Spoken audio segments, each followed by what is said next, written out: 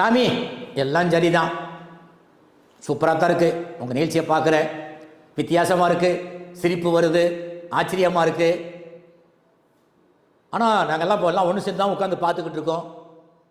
சரி சாமி, எல்லாருக்கும் தெய்வத்தை பேசுறீங்க, எங்களுக்கு தெய்வத்தை பற்றி சொல்லுங்களேன். அப்போ உங்களுக்கு தெய்வமே தெரியாதா?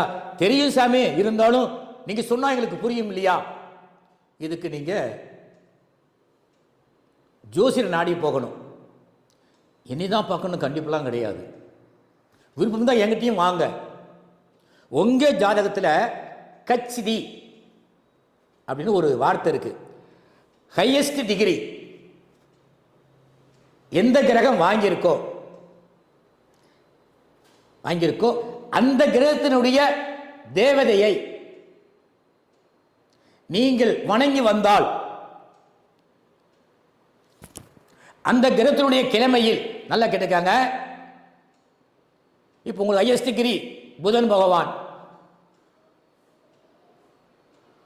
புதன் மீனாட்சி எடுக்கலாம், விஷ்ணு பகவான் எடுக்கலாம்.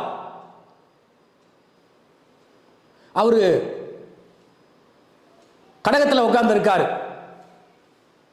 அப்ப திங்கட்கிழமை ஒவ்வொரு திங்கள் அந்த கோயில் அந்த சாமிய போட்டோ வீட்டில் வச்சு ஒரு விளக்கேத்தி கும்பிட்டால்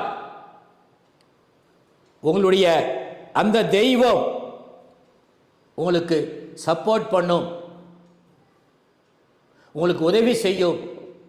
சொல்றாங்க இல்லையா, தட்டுங்கள் திறக்கப்படும், கேளுங்கள் கொடுக்கப்படும்.